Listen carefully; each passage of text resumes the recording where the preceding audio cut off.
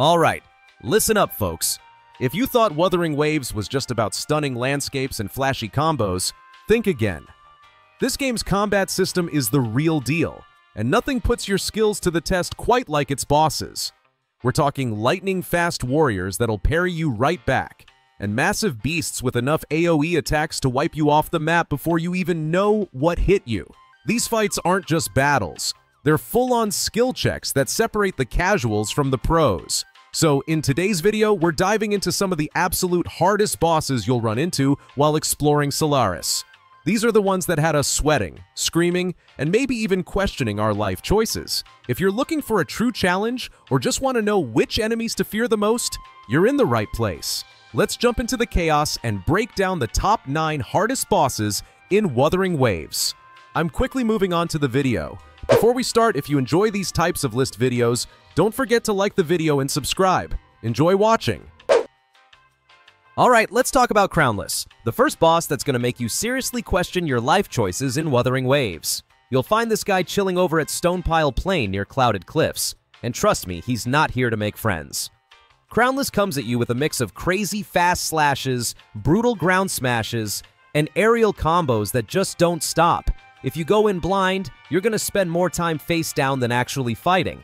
And just to make it worse, he's got built-in resistance to Havoc damage, so if you were planning on using a Havoc-heavy squad, you might want to rethink that.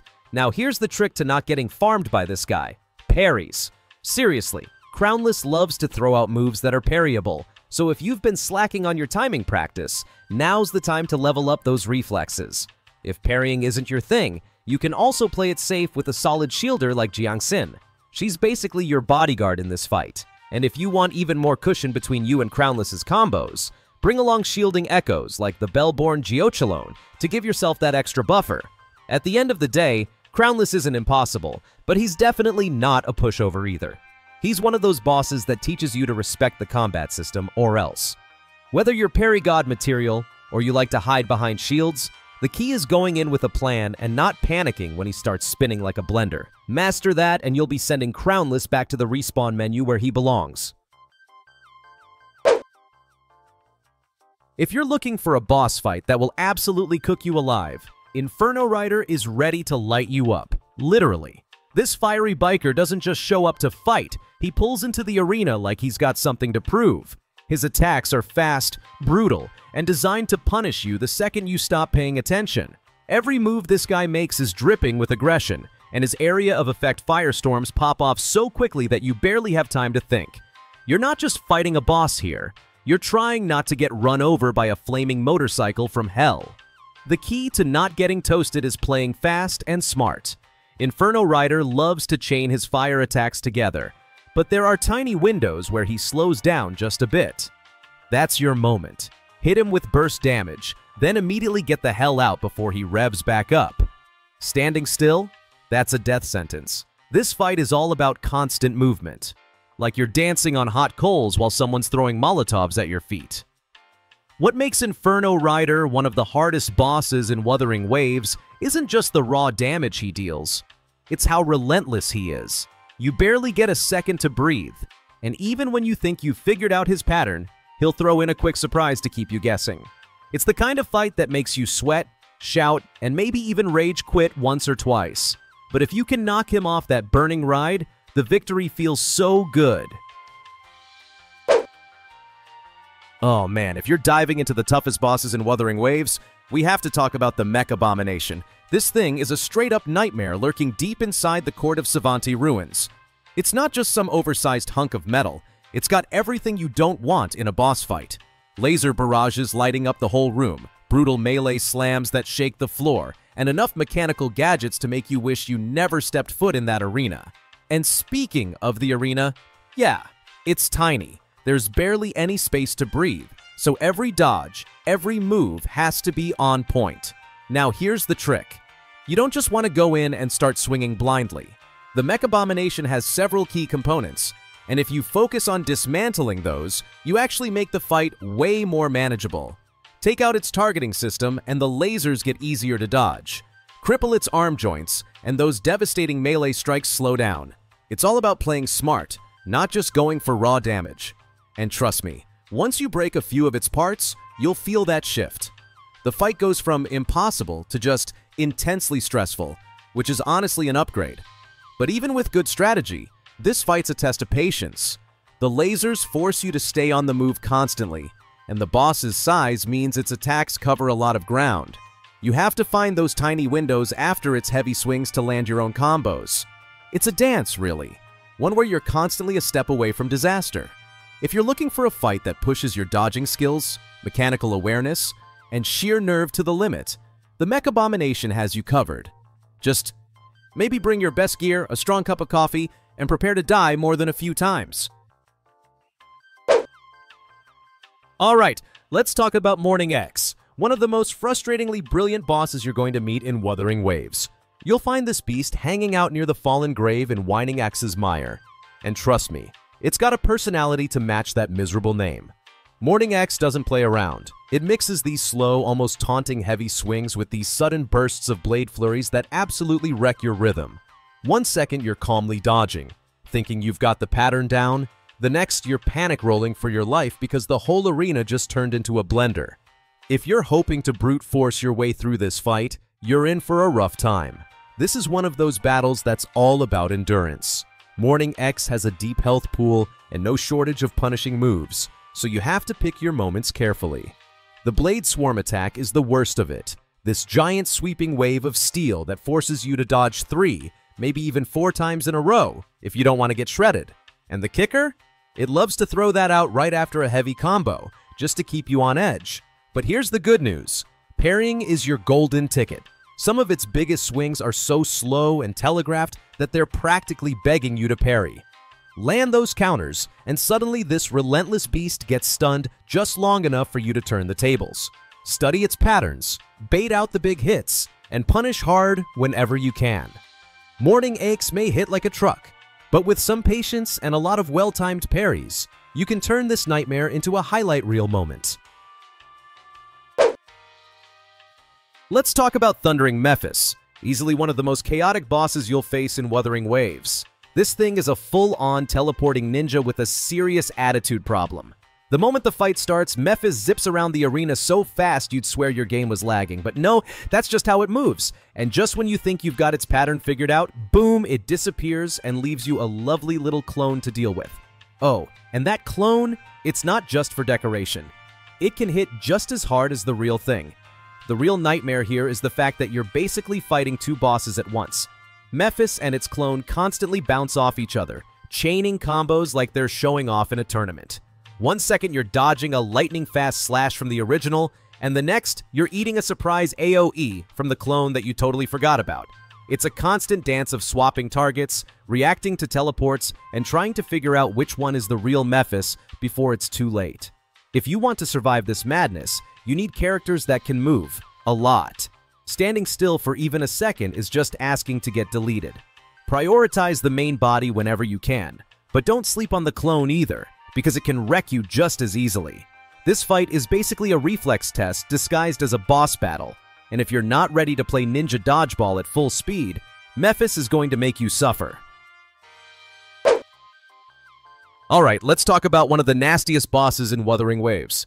Gehinnom, the Dragon of Dirge. This skeletal menace hangs out in Penitence End, and if you haven't fought it yet, buckle up because this thing does not mess around.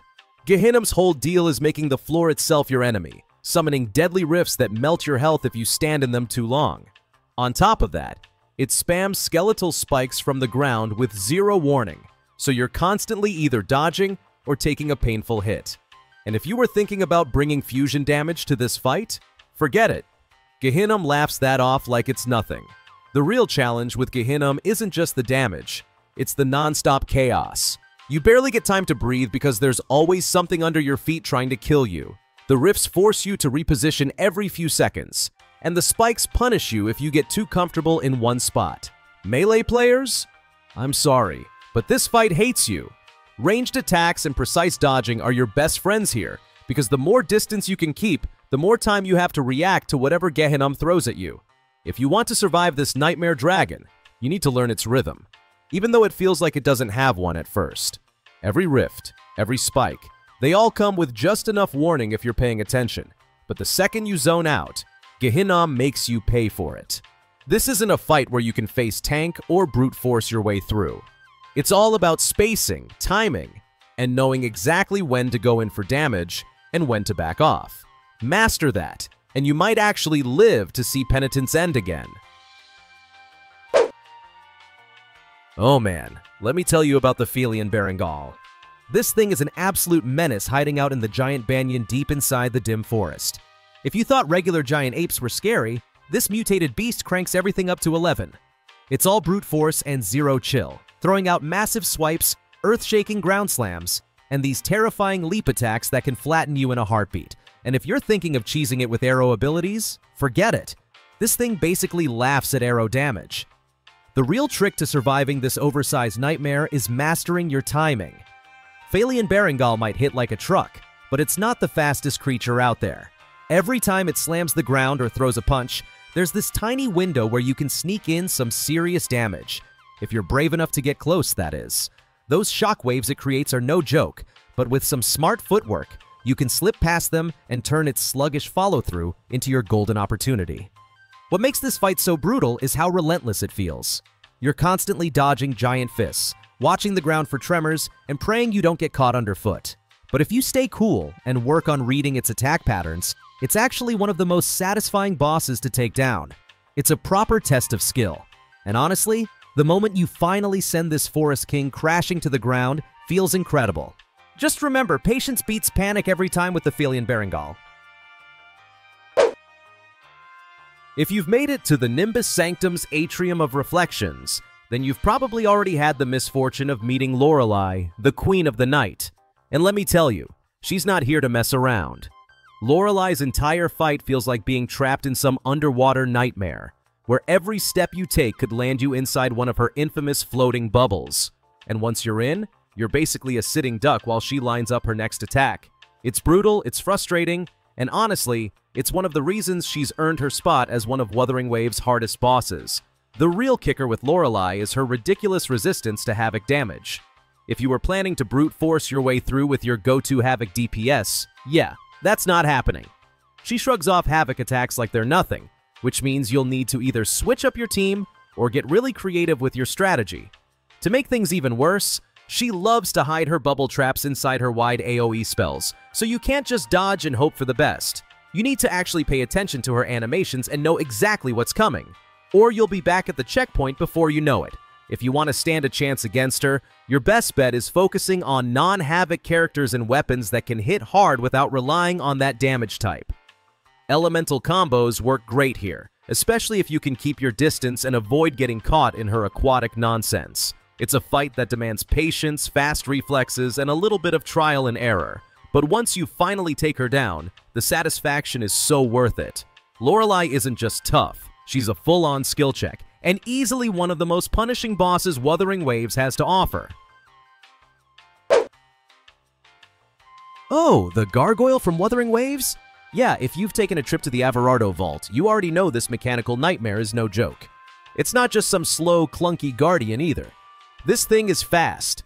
It loves throwing out these rapid melee combos that can shred your health bar if you're not careful. And just when you think you've got some breathing room, it switches things up with these icy projectiles that fly across the arena. And trust me, that's only the start. What makes the gargoyle extra annoying is how much it loves to fly. Half the fight, you're looking up at the sky, trying to figure out where the next attack is coming from. While you're running around dodging glacial death from above, you've also got to find chances to actually hit back. And that's where having ranged characters really pays off. If your whole squad is melee-based, this fight turns into a frustrating game of wait for it to land. And that's not fun when you're on a timer or low on healing. Oh, and here's the kicker. The gargoyle laughs in the face of Glacio damage. If you walk in with a Glacio-heavy team thinking you'll be clever, you're just making your life harder. This fight is all about staying mobile, keeping up the pressure when it's airborne, and timing your big hits when it lands. It's tough, it's chaotic, and honestly, it's one of those fights that makes you appreciate how intense Wuthering Waves bosses can get. If you survive it, you've definitely earned those rewards. The video ends here. See you in another video. Don't forget to subscribe.